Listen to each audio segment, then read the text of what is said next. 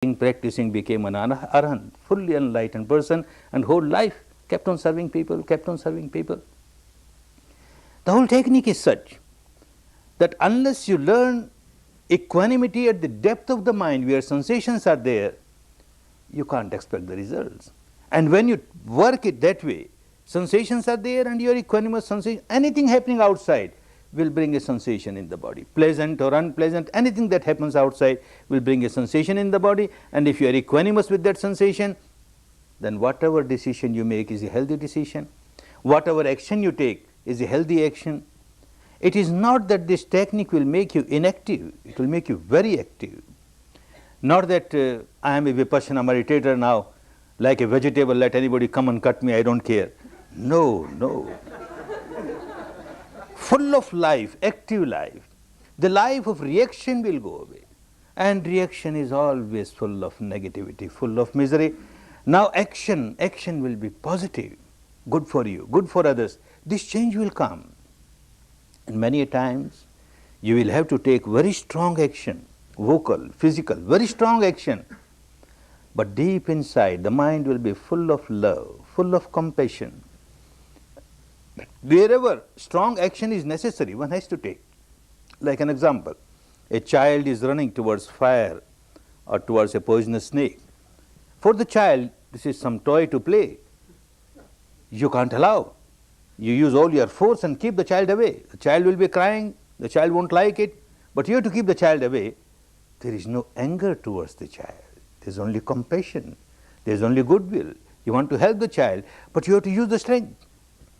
Like a very strong person, an aggressor, is harming a weak person, an aggressed person. And you say, I am a Vipassana meditator, I don't care. They suffer for their own karmas. No, Dhamma won't teach you that. You will take very strong action. You will stop this aggressor from taking this wrong action.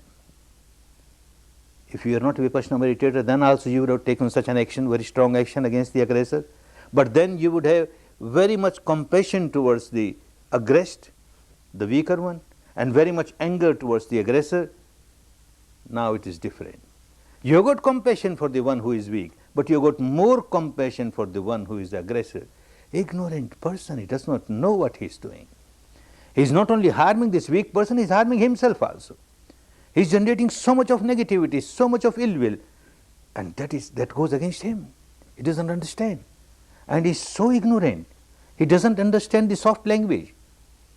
We have to use hard language. This is what he understands. This is the only language he understands.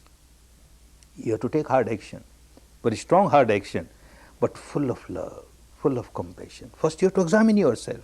Whenever you have to take hard action, you have to examine yourself that these are the sensations, because of the situation outside, these are the sensations, and I am not reacting to sensation. And this very person against whom I am going to take hard action, I have got compassion, nothing but compassion, nothing but compassion. Then yes, the technique has started working for you. Many incidents in the life of my teacher, Siaji Ubakhin. At times, he used to take very hard action. And sometimes those who were not very close to him, they will doubt what sort of Vipassana teacher he is. Sometimes he shouts so strongly. How is it? But those who were very close, it was so clear to us. When he shouts, there is no trace of anger, and yet it appears as if he is very angry. Deep inside, only love, only compassion. Of course, he was a very strict disciplinarian, even in his office when he was working with the government, and so also with the center. Whatever rules are there, discipline is there. Every student must work according to discipline, because the purpose of one's coming here is to learn and to develop in Dhamma. If one is not working properly, then no use. So at times he will be very strict. There are meditation cells. Somebody will come out of the meditation cell and start walking here and there. He will question, hey, what you are doing? I will say, sir, it so happened, I came out, all right, I go back. After some time again he comes out, hey, what happened? And again some excuse. And when you find this fellow is not working according to discipline, then sitting in the hall, he will say, Goenka, I have to use some harsh words for this person. Let me go down. And these cells are just about 5 or 6 steps below, and he goes there, knocks the door, and he shouts. And this is the shout of a great Vipassana master. This is like an earthquake. The whole Vipassana center starts like trembling, shouts, and then comes up those 4 or 5 steps, smiling and laughing. Goenka, I have shouted on this fellow. I have shouted. What kind of shout is this? So much of love, so much of compassion. So in life, many times one has to take hard decisions because the person does not understand any other language, hard decisions, but always love, always compassion, always goodwill. If there is even a trace of ill will, you have started harming yourself. How can you help others? If you can't help yourself, you can't help anybody. First, you have to help yourself. Be strong to help a weak person. If you are lame, you can't support another lame person. If you are blind, you cannot show path to another blind person. First, get yourself very healthy. Help yourself first, and then you will start helping others. Buddha said there are 4 types of people I see in this world. One group of people like running from darkness towards darkness. Another group of people running from brightness to darkness. Third group of people running from darkness towards brightness. And the 4th group of people running from brightness to brightness.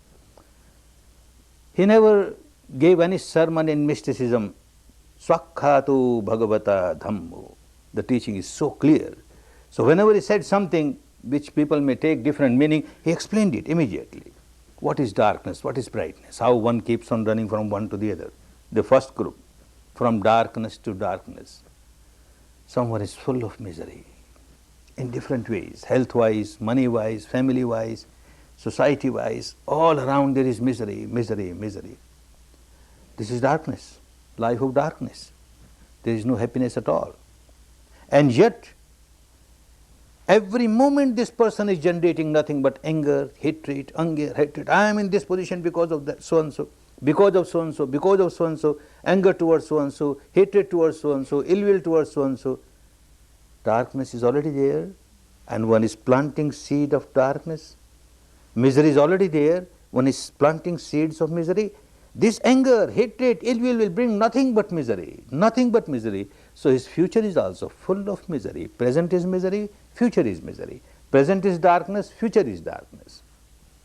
Second person, running from brightness towards darkness. Brightness is quite happy, money-wise, family-wise, health-wise, society-wise, good status and everything. But madness, such an ego-centered life, such a self-centered life, hating everybody else. They are all useless fellows. I am so smart, that's why I am so happy. I have got so much money, position, power, status, hating everybody. So now he is happy. Because of some past good karmas of the past, he has got everything pleasant around. But every moment, the seed that he is planting is seed of misery. Misery. So from brightness, this person is running towards darkness. From brightness to darkness. Third person, exactly same as the first person. There is misery all around, but there is wisdom inside. One keeps on smiling. Oh, this misery has come because of some past bad karmas of mine. Let me settle my account. I carry on my vipassana, anicca, anicca, anicca. Somebody seems to be a reason of my misery. Certainly this person is not the reason of my misery. He has just become a vehicle. My misery was bound to come through this person or through some other person. So he generates only love and compassion towards such person. He is planting seed of love, of compassion. Now there is lot of darkness, but future is brightness, brightness. Sooner or later this darkness will go, and then only brightness will come. The planting of the seed now is seed of brightness. It will bring brightness, will bring happiness. And the fourth, from brightness to brightness. All the facilities of the life are there, money-wise, health-wise, society-wise, family-wise, but keeps on understanding there is wisdom. All this is because of some good karmas of the past, and however good karma I might have done, they are not eternal, the fruit is not eternal, going to stop. So now what I am doing now, I must make use of all this money, position, power, status that I have for the good of others, for my maintenance, for the maintenance of those who depend on me, and then for the good of others, for the good of others. So all the time is generating love, compassion, goodwill, love, compassion, goodwill. All his actions, vocal, physical, mental, are for the good of others, He is planting seed of brightness. From brightness he is running towards brightness. From happiness he is running towards happiness. We should not remain in the first or the second category. We must remain in the third or the fourth. Third or fourth we can't decide. At times the life will be full of darkness because of the past karmas. At times the life will be full of brightness because of the past karmas. But we are the master of the present karma. Buddha said, Attahi attano natho, attahi attano gati. You are your own master, nobody else. And you are the master of your future, nobody else. At least whatever happened in the past, happened in the past. But now, you should not generate a single sankhara which will bring misery for you. You are your master. If you are master of the present, future is nothing but the child of the present. You be master of the present and see that your present is full of Dhamma, future will automatically be full of happiness. No darkness will be there for future. Develop this mastery of the present moment, and this is Vipassana. Be master of the present moment. At this moment, I am my own master.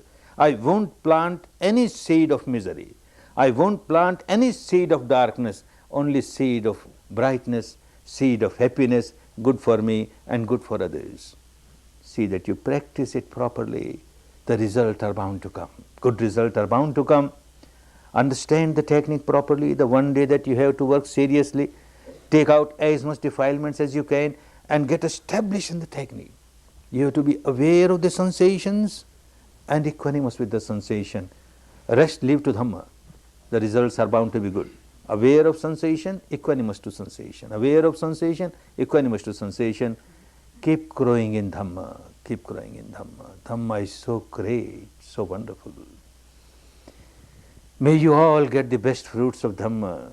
May you all enjoy real happiness, real peace, real harmony, real harmony.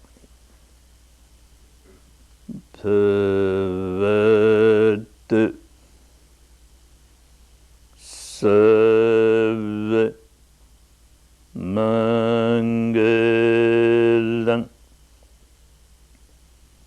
Bhavat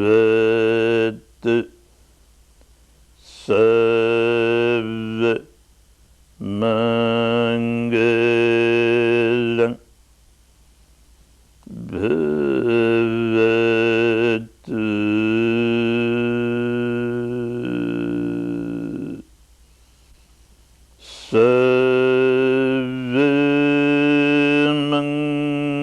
Mangalam.